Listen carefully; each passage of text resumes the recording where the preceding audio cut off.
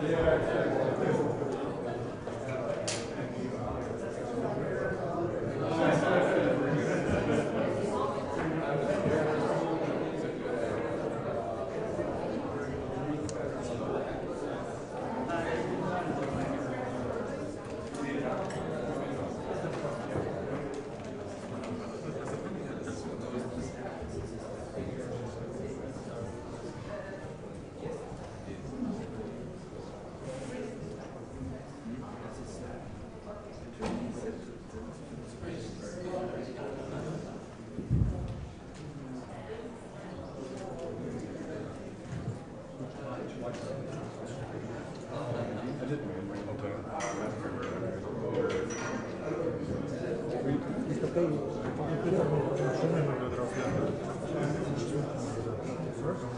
if they stream over some picture.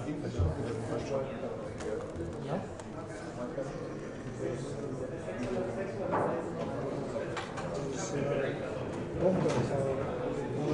Face.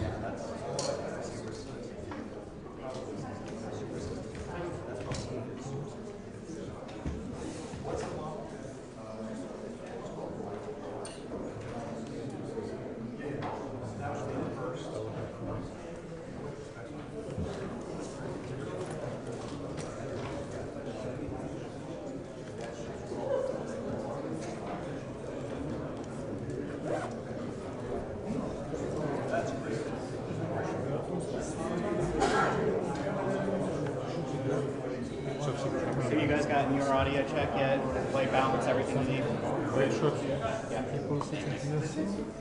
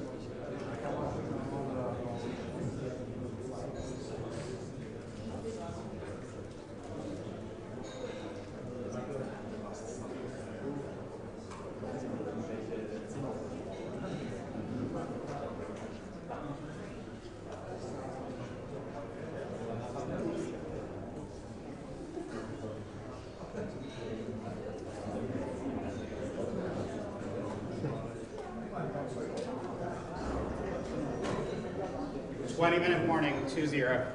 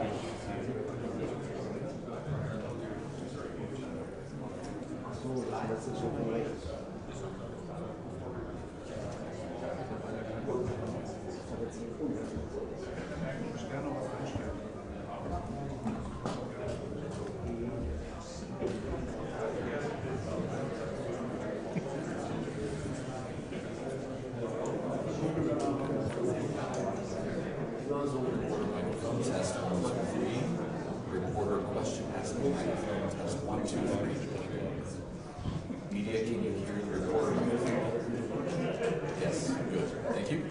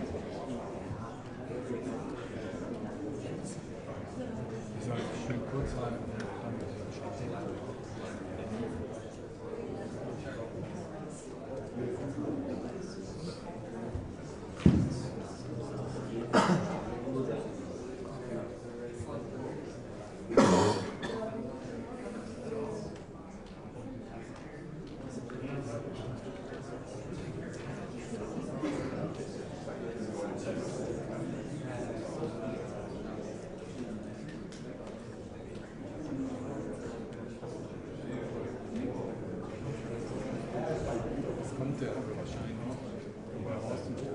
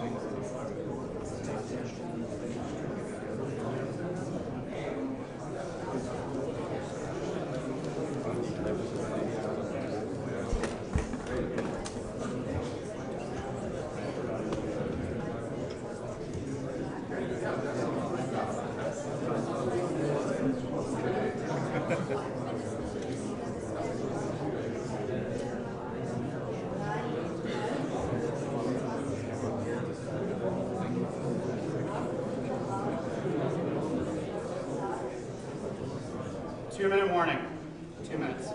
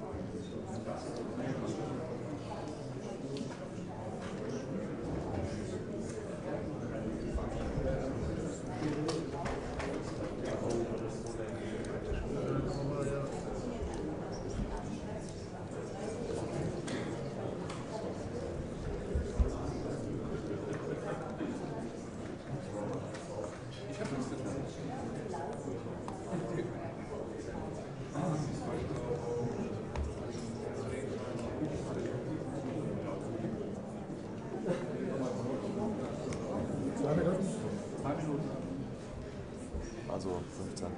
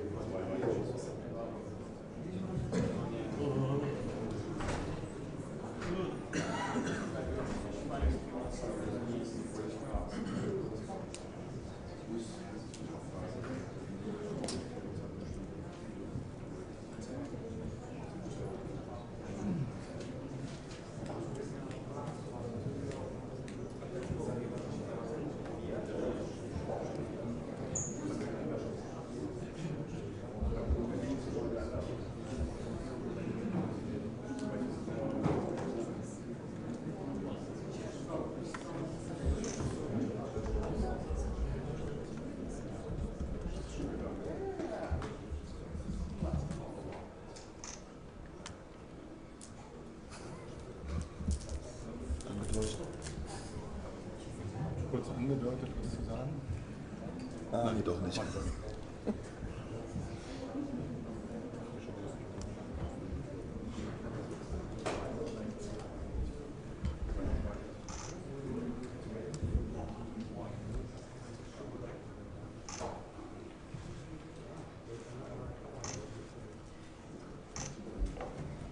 Good afternoon, everyone. Thank you very much for being here today. It is my pleasure to introduce Secretary of Defense Lloyd J. Austin III. The Secretary will deliver opening remarks, and then we'll have time to take a few questions. Please note that I will moderate those questions and call on journalists. Secretary Austin, over to you, sir. Well, good afternoon, everyone. Thanks for joining us today. And I know that all Americans are thinking today of President Jimmy Carter on this National Day of Mourning. He was a great son of my home state of Georgia, a man of deep faith, and a tireless champion of democracy and human rights. And I hope that President Carter's legacy will continue to inspire people around the world to find their own ways to serve. Now, all Americans are also watching the terrifying wildfires that are ripping through parts of Southern California. The department will continue to stand ready to surge support as needed. That includes federal air assets that California can request to help fight the fire from the sky. And many U.S. military installations are in the area, and they have personnel and equipment that can also be used to fight this awful blaze. We stand with the people of California in this terrible time. Now, we've just wrapped up the 25th meeting of the Ukraine Defense Contact Group. And of course, that was my final time convening this contact group as Secretary of Defense. And I ended our session by challenging this history-making coalition to continue to support Ukraine. So I'd like to say a few words about that challenge, but I also want to take a few minutes to reflect on how far we've come. You know, throughout the day, I've been thinking back to our very first meeting here at Ramstein. We gathered on April 26, 2022, nearly 1,000 days ago. The world was reeling from the shock of Putin's imperial aggression. The Kremlin had invaded the second largest country in Europe, with the largest military in Europe. And Russian troops had just massacred Ukrainian civilians in Bucha. And many pundits said that Ukraine was doomed. But President Biden saw a way forward, paved by Ukrainian courage and allied commitment. And I came to Ramstein after a secret visit to Ukraine with Secretary Blinken. We were in Kyiv during Orthodox Easter, and Ukrainian citizens were huddled in churches to pray, and Ukrainian leaders huddled in bunkers to plan. I heard directly from Ukraine's most senior leaders what it needed most, from President Zelensky on down. Now, in the days after Putin's all-out invasion, many countries were flooding Ukraine with ad hoc donations of ammo and other capabilities.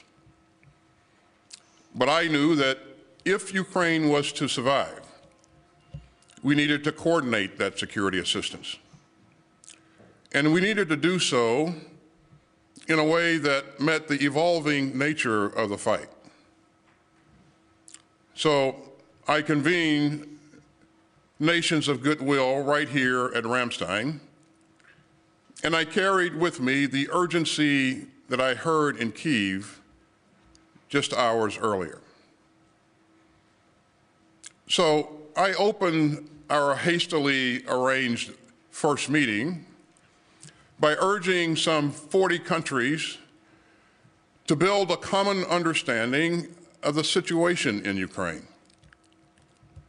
And today, this contact group provides more than a common understanding. It provides a common cause. And today, some 50 countries of conscience are coordinating closely with Ukraine to send vital, consistent, and cutting-edge security assistance. And that has helped Ukraine turn Ukraine's struggle into one of the great military success stories of our time. The Ukrainian military has shown breathtaking courage. And the Ukrainian people have shown magnificent defiance. Ukraine's cause has inspired free people everywhere, including in my country. And you know, back in the desperate days of February 2022, Ukrainian citizens were making Molotov cocktails to defend their homes. But today, with the help of this contact group, Ukraine has a battle-tested military and a booming defense industrial base.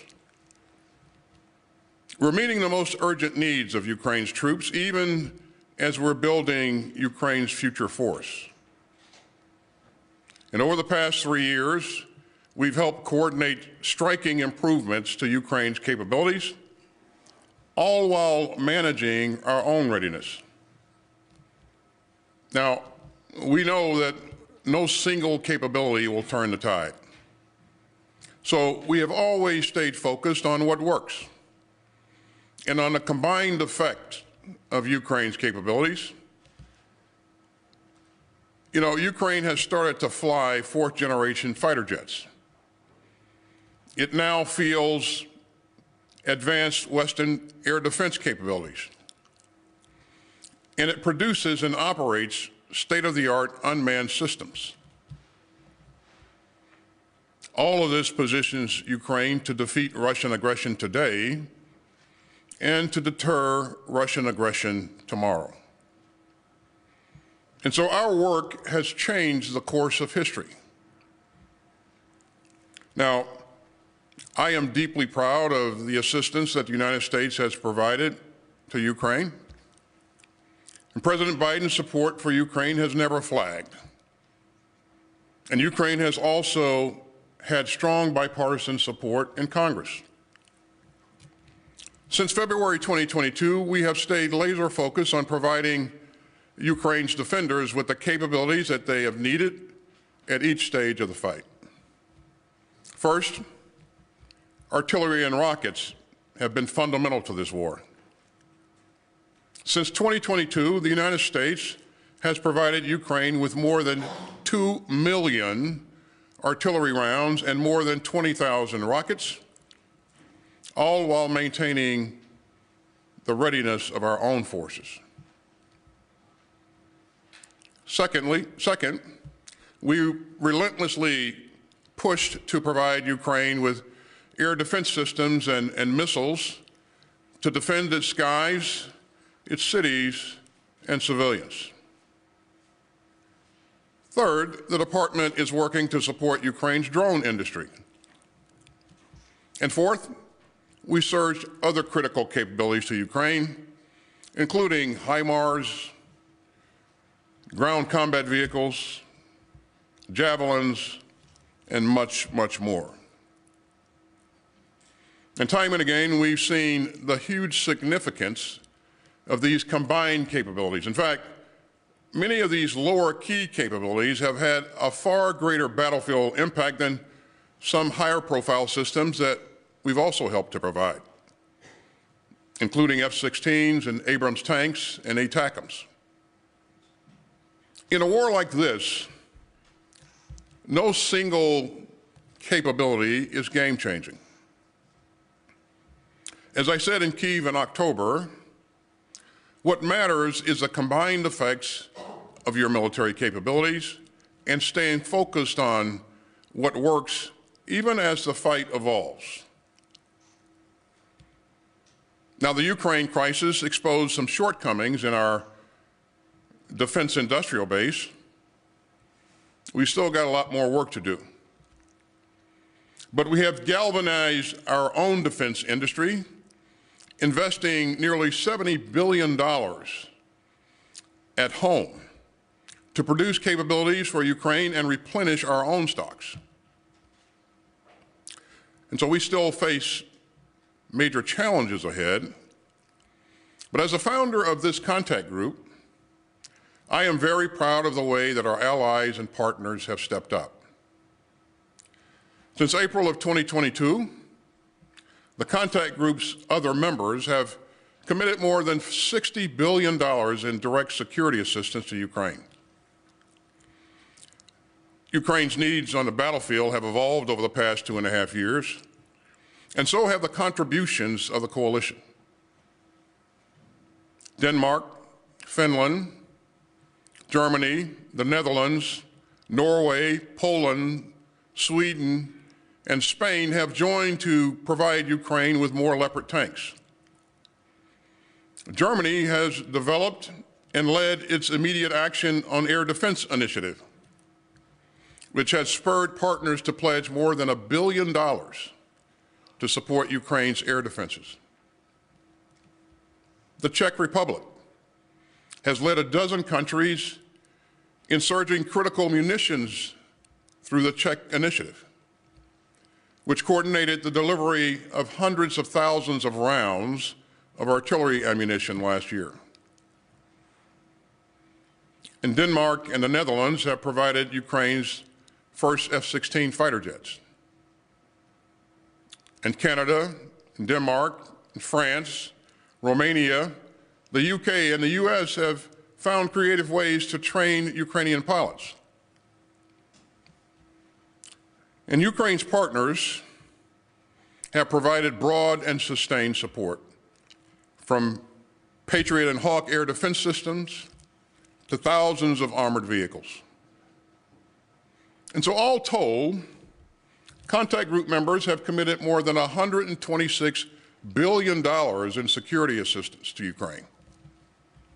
They've expanded production capacity in factories around the world, and they've raced in sustainment capabilities to keep Ukraine's equipment in the fight.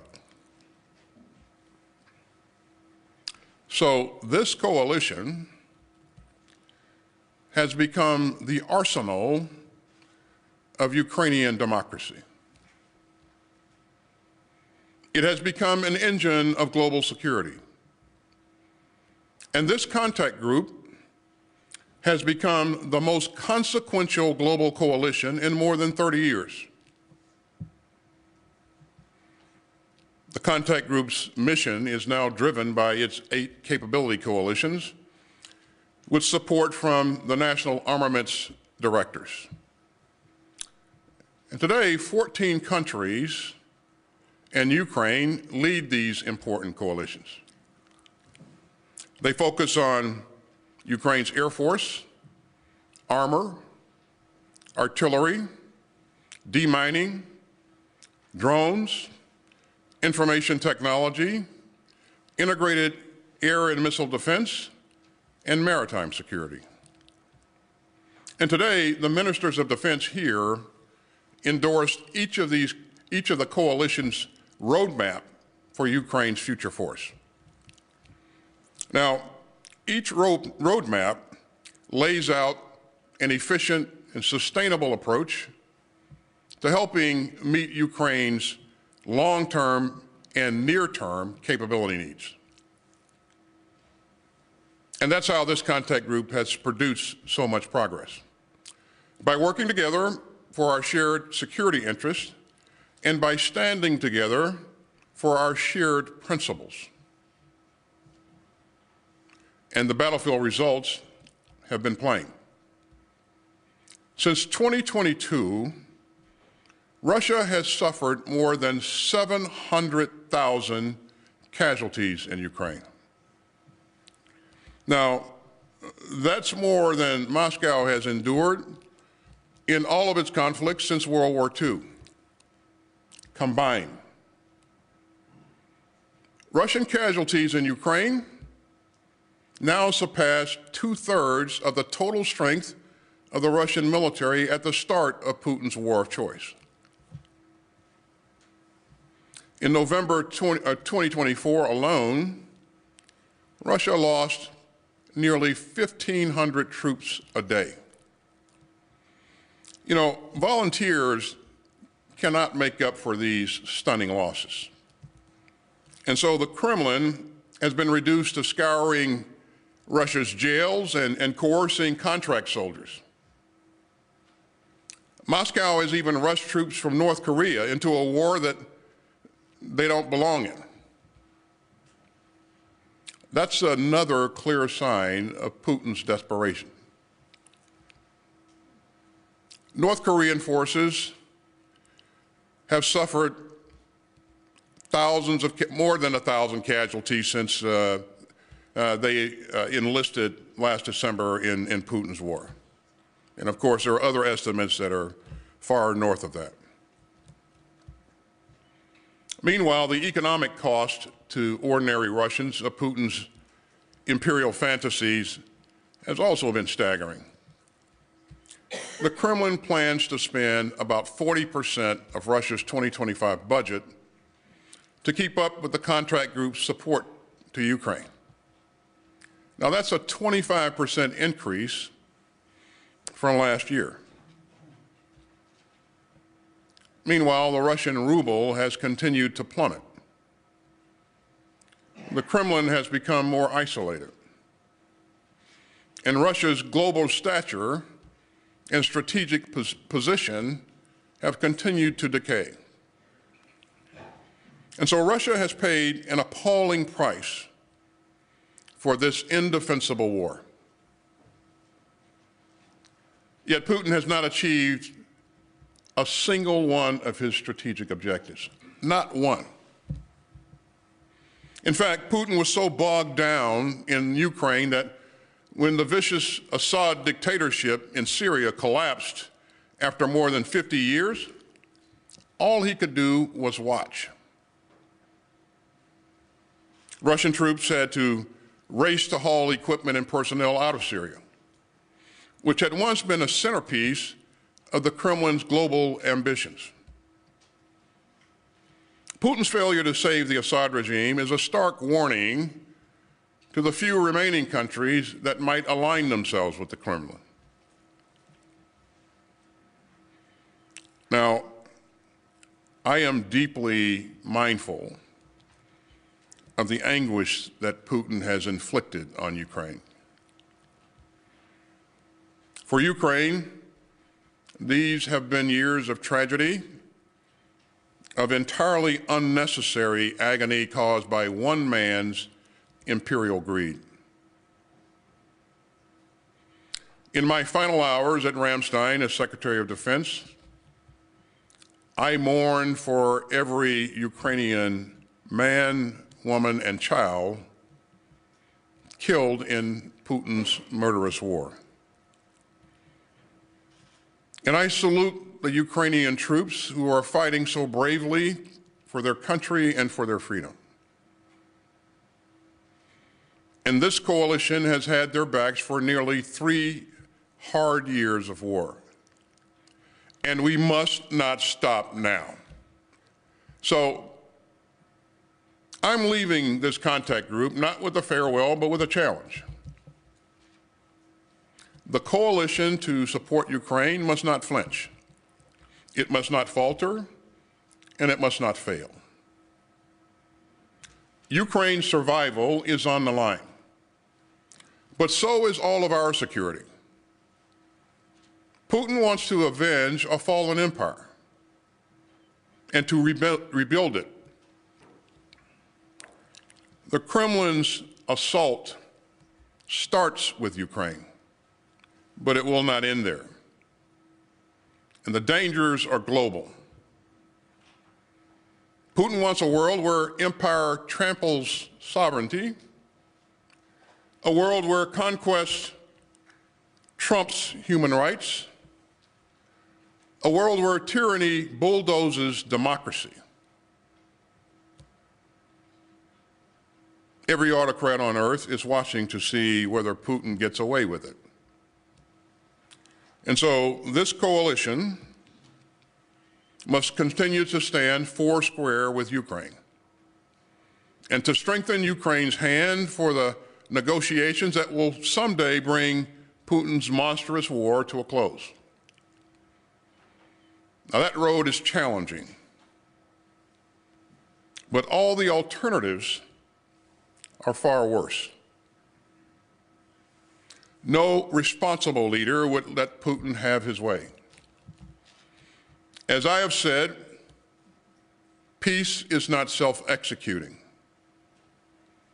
Order does not preserve itself. And security does not expand on its own. And so we must stand up for our security. We must hold firm to the bedrock principle that aggression is a sin. And we must never lose our nerve. So let me again urge countries of conscience from around the world to help Ukraine succeed and to ensure that Putin does not prevail. And to my brave Ukrainian teammates, and to my friends who have already given and sacrificed far too much, let me urge you to stay in the fight. We have come so far over the past 25 years, the past 25 meetings of this contact group. And the structure of this coalition is built to succeed, built to adapt, and built to last. 3 years ago, at the founding of this contact group, I said here at Ramstein that this coalition reflects a galvanized world. It still does. I call Putin's war baseless, reckless, and lawless. It still is. And I call the Kremlin's onslaught a challenge to free people everywhere. It still is. I will always be proud that the Ukraine Defense Contact Group has held high the torch of security and freedom. And so I will keep saying it. Free people must refuse to replace an open order of rules and rights with a violent world of force and fear. Thanks again for being here. And with that, I'll be happy to take some questions. Thank you, Mr. Secretary. Our first question will go to Tara Kopp, Associated Press. Mr. Secretary, I'd like to start with the wildfires, given the scope and the destruction going on in California. Why haven't more troops and aircraft been sent? Is it because California hasn't asked? And if they do ask, how quickly could DoD send additional assets there? And then secondly, on Greenland, do you think President-elect Trump is serious about taking Greenland from NATO ally Denmark? And how destructive are these remarks to the NATO alliance? And then for my last and third question for you, has the incoming administration reached out to you at all about continuing the Ukraine Defense Contact Group? And if not, how concerned are you that this might be the last meeting of this historic group? It's Tara, isn't it? Close. Well, Tara, first of all, the U.S. military stands ready to assist in any way that we possibly can to help the people of California. As you know, California has a lot of capability on its own, but these are pretty significant fires. And while few requests have been made thus far, we stand ready to surge capability in as quickly as possible. And I've done some things to cause our troops to get in a three-point stance to make sure that, you know, if the whistle blows, we are ready to move in and provide assistance. But and so far, those additional assets have not been requested? Well, we are providing some modular firefighting systems so that when the winds allow, we're able to employ that system in support of California. But we have a lot more capacity, a lot more capability that can be requested, and so we're going to make sure that we remain closely linked to Director of FEMA and the leadership in California to ensure that if they have a need, then we're ready to respond. In terms of the contact group, your question is whether or not the next administration will decide to continue this effort. That is a decision that's, you know, that's for the next administration to make, and I won't speculate on which direction they would go in. But what I will tell you, Tara, is that this is important to not only to Ukraine, but to the United States of America, to Europe, and to the entire world. And as you know, we've seen bipartisan support in Congress. And, you know, I think that, again, it's up to the future administration to make their own decisions. We want to make sure that we've done everything we can to ensure that, you know, we're continuing to support to provide, and they have the options to go in whatever direction they want to go in. I'll also tell you that I heard from my colleagues here today in stereo, you know, a number of times that they really believe that this is important. And they really believe that this format has served us well. And so, you know, we'll see what happens. It's not the only format that can work, obviously, but they believe that this is important. So. And on Greenland, do you think Trump is serious about taking Greenland? I would defer that question to the president-elect. You know, I won't speculate on whether he's serious or not. So. But how destructive is that to the alliance? I'm going to move on to the next question. Our next question will go to Uta Spanenberger from ARD. Mr. Secretary, one last question. Looking back at 25 Ukraine group meetings, would more help have been possible, or did the group fall short because individual nations allowed themselves to be too intimidated by Putin's aggressiveness and nuclear threats?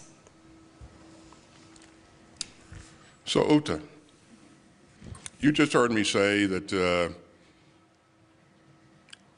Russia has experienced 700,000 casualties. And the war's not over. They will continue to experience more casualties going forward. They've lost a lot of equipment. Putin's isolated.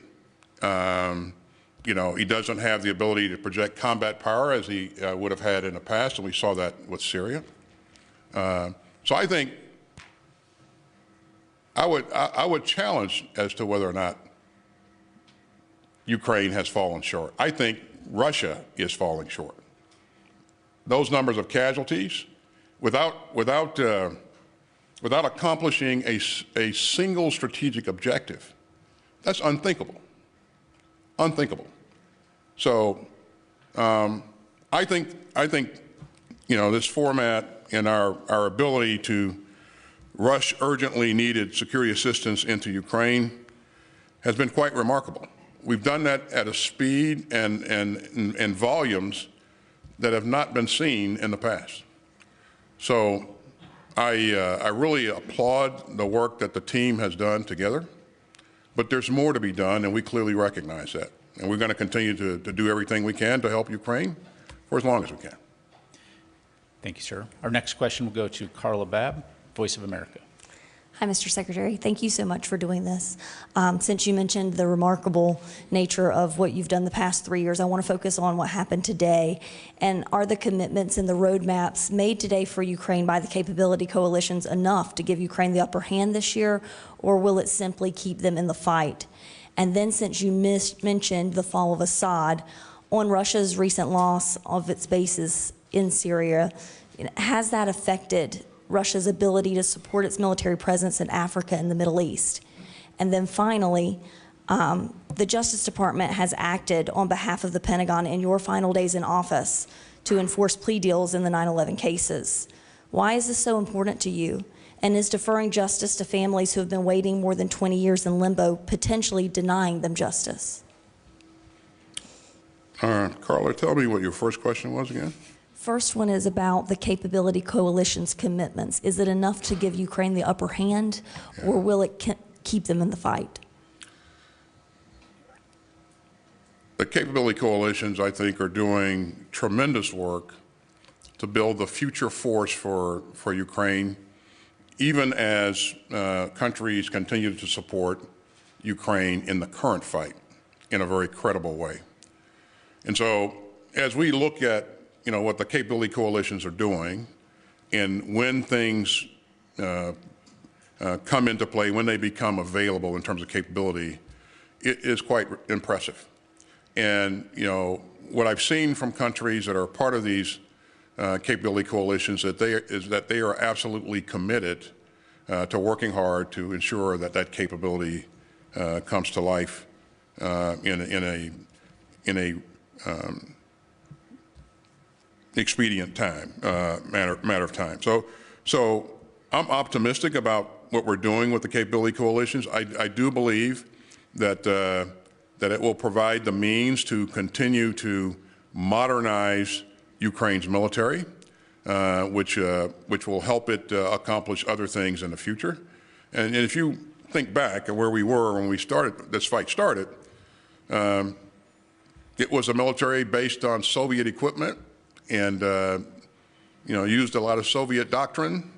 We are a long way from where we were then. So the final question out of the 8 questions that you had, Carla? Just 3 this time. Was regarding the Guantanamo Bay, a recent decision. I've stated where I am on this, and I haven't changed. And so we are in the process of appealing that ruling, and since we are appealing it, I don't have any comments to make on the issue. And then on the post-Assad, Russia, have you seen the loss of the bases in Syria affect its ability to conduct military operations in Africa and the Middle East? I think that, based upon the fact that Russia used its capabilities, its bases in Syria to project combat power into Africa, I think that we will see a knock-on effect. We will see that this will affect their ability to place capability into Africa as they have been in the past and sustain that capability. So yeah, I think it's going to have an effect. So. Our final question will go to Anselm Stern from ZDF. Thank you very much, Mr. Secretary. In a few days, Donald Trump will be president. Will the United States remain a reliable partner in NATO? And what do you expect from your successor as Secretary of Defense? Thank you. United States of America has always been a reliable partner. We will always be a reliable partner in the future. Just like any other country, we have administrations change, and some policies change from time to time, but our values don't change. Our commitment to allies and partners doesn't change either. So in terms of what I would expect, that's irrelevant. The question is, what does his boss expect from him? And, I've had a great boss that I've had the ability to engage frequently and been given the latitude to, accomplish what needs to be accomplished. And so it's been a great experience for me. And I would hope that any future Secretary of Defense would enjoy that same kind of relationship. If you don't have that relationship, it's a very difficult job to do. But again, I've been blessed to work with, to be able to work with an incredible team in DOD, but also, in the cabinet, especially the members of the National Security Council. It's all been very positive. It's all been a very positive experience. And that's a great thing, because if you look at the challenges that we've been faced with, we've had to manage multiple significant challenges simultaneously. We were able to do that because I think we had a very solid national security strategy.